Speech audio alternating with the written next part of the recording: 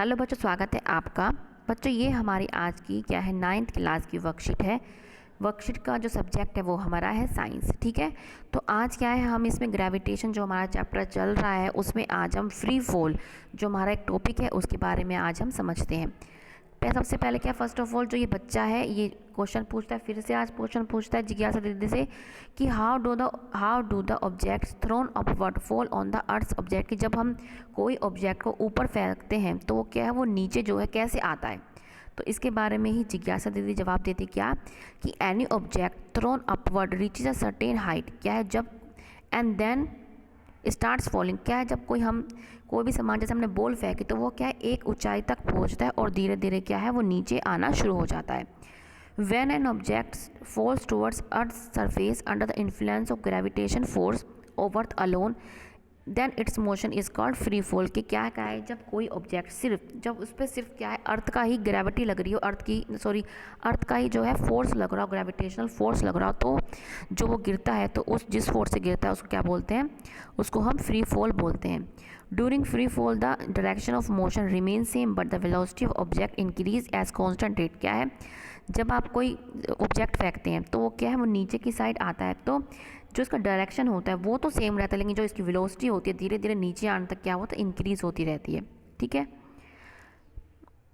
And any change in velocity involve acceleration, और जो velocity में जो चेंज आते हैं उसको हम क्या बोलते हैं, एक्सेलरेशन। हमने पढ़ा था कि जो चेंज इन द वेलोसिटी क्या होता है विद द टाइम क्या होता है वो एक्सेलरेशन।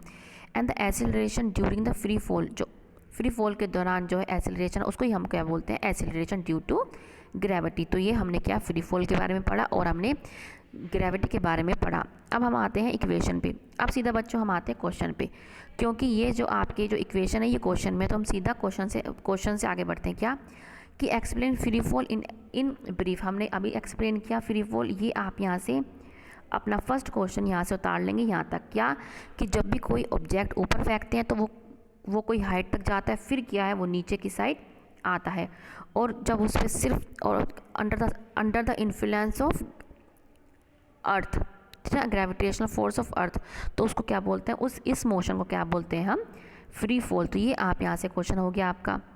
नेक्स्ट क्वेश्चन है आपका what is acceleration due to gravity and what is its unit. तो क्या है आप हमारा सेकंड क्वेश्चन ये है कि the acceleration during the free fall, कि जब फ्री फॉल के दौरान जो एक्सेलरेशन होता है हमारा उसी को हम क्या बोलते हैं, एक्सेलरेशन ड्यू टू ग्रेविटी। और जो इसका जो साइन होता है इसको हम जी से रिप्रेजेंट करते हैं, और जो इसकी यूनिट होती है वो क्या होती है, मीटर पर सेकंड स्क्वायर, जो इसमें दे नहीं रखी है। ठीक है, हम एक्सेलरेशन ड्यू टू ग्रेविटी को किससे डिनोट करते हैं, जी से, स्मॉल जी से, याद रखना बेटा स्मॉल जी, और उसकी जो यूनिट होती है वो होती है मीटर पर सेकंड स्क्वायर। ये हमारा सेकंड क्वेश्चन हो गया। अब हम थर्ड क्वेश्चन पे आते हैं कि derive the formula to calculate the value of G. इसमें हमें क्या है, ये पूरा हमें इक्वेशन ये जो है इसमें हमारा थर्ड क्वेश्चन में हमारा ये सारा आएगा। अब हम इसको समझते हैं एक। ठीक है, कि let mass of M, earth is M, क्या है इन्होंने जो अर्थ है इसका मास को एम माना है और कोई ऑब्जेक्ट के मास को इन्होंने स्मॉल एम माना है, और जो इनका जो डिफरेंस है उसको क्या है इन्होंने डी से डिनोट किया है। And the earth centre F be the, ठीक है, तो क्या है F be the force of attraction exerted by the earth on the object. ये जो अर्थ है ये क्या है ऑब्जेक्ट को क्या है ये एफ से किसी फोर्स से क्या है इसको अट्रैक्ट कर रही है।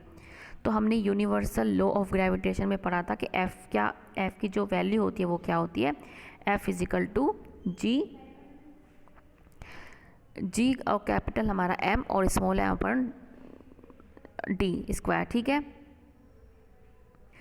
है, तो इसको क्या है हम इक्वेशन फर्स्ट मानेंगे। फिर क्या है हमने लॉ का हमने जो सेकंड लॉ पढ़ा था मोशन का, उसमें क्या था, हमें पता था कि we know that magnitude of force of an object is product of its mass and acceleration. कि हमने क्या पढ़ा था कि जो फोर्स होता है वो क्या होता है उसके किसी ऑब्जेक्ट के मास और उसके एक्सेलरेशन के इक्वल होता है। ठीक है, अब हमने इतना देखा था। अब क्या हम इसमें फ्री फॉल की बात कर रहे हैं, तो उसमें जो फ्री फॉल में होता है हमारा एक्सेलरेशन को हम जी से डिनोट करते हैं। ठीक है, तभी हमने क्या है यहाँ पे हमें अपने फॉर्मूले में एफ इजिकल टू हमने एम जी लिखा है, एक ही जगह हमारा क्या आ गया जी। तो ये हमारी इक्वेशन हो गई सेकेंड। अब जब हमने दोनों इक्वेशन को मिलाया तो हमने एफ की जगह हमारा क्या आ गया एम जी, और हमारा ये आ गया। अब हम क्या, ठीक है, हमारा M G is equal to क्या आ गया, कैपिटल जी कैपिटल एम और हमारा ये, तो हमारा एम से एम कट गया और हमारी जी की वैल्यू क्या आ गई, ये आ गई। ठीक है, अब क्या है, let the object be near or on the surface of earth then the distance R. जब हमारा कोई ऑब्जेक्ट अर्थ के नियर या उस पर होता है तो हम इसको डी क्या हमारा इक्वल टू हो जाता है रेडियस ऑफ अर्थ, मतलब हम डी को डी के जगह हम क्या लिख देते हैं आर। तो इसी तरीके से हमारा जो एक्सेलरेशन ड्यू टू ग्रेविटी का जो फॉर्मूला है वो हमारा निकल के आ गया। ये बच्चों आपको पूरी इक्वेशन लिखनी पड़ेगी, दोनों एक एक चीज़ लिखनी पड़ेगी, जब भी आपको पूरे नंबर मिलेंगे। ठीक है बच्चों, अब आते हैं नेक्स्ट क्वेश्चन पे कि why the value of G is greater at poles in comparison to equator के जो पोल्स पे ज़्यादा की होती है। अब हमारा ये फोर्थ क्वेश्चन हमारा ये रहा, इसका पूरा रीज़न ही बता रखा है, यहाँ से लिखना है आपको कि as the earth is not perfect square, कि जो आपकी जो अर्थ है वो परफेक्ट स्क्वायर नहीं है, क्योंकि यहाँ से जो है वो थोड़ी चपटी है। ठीक है, its radius R increases from poles to the earth, जो इसकी जो रेडियस है वो poles increases from poles to earth, जो उसकी इंक्रीज होती जाती है। इसी कारण क्या है, the value of G becomes greater at poles, की जो पोल्स पे क्या होती है उसकी जो वैल्यू होती है वो ज़्यादा होती है कंपैरिजन टू इक्वेटर। तो ये बेटा आप यहाँ से फोर्थ क्वेश्चन आपका लिख लेना। ठीक है, तो बच्चों ये हमारे क्या है, हमने सारे क्वेश्चन कर लिए, एक एक चीज़ हमने समझ लिया है। आई होप कि आपको समझ में आ गई होगा, अगर आ गया होगा तो बेटा बताना ज़रूर। और हाँ बच्चों, जो आप ये टॉपिक एनसीईआरटी में जो आप ये वर्कशीट में पढ़ रहे हैं वो टॉपिक को आपको बेटा एनसीईआरटी में से भी रिवाइज़ करना है, ताकि आपको अच्छी तरीके से आपका जो सब्जेक्ट है, आपका जो टॉपिक है, उस पर आपकी अच्छी कमांड बन जाए। ठीक है, और बच्चे पढ़ने में कोई भी कोताही मत बरतिएगा, क्योंकि जो आप पढ़ रहे हैं वो आपकी आगे भी काम आएगी। ठीक है, तो अच्छे से अच्छी बात है कि आप ज़्यादा से ज़्यादा रिवाइज़ करें, ज़्यादा से ज़्यादा बुक में से पढ़ें।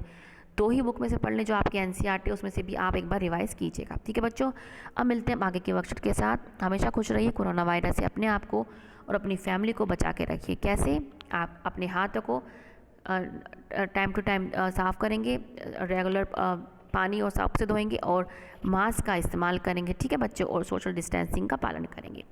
तो बच्चों मिलते हैं आगे की वर्कशीट के साथ। बाय बच्चों।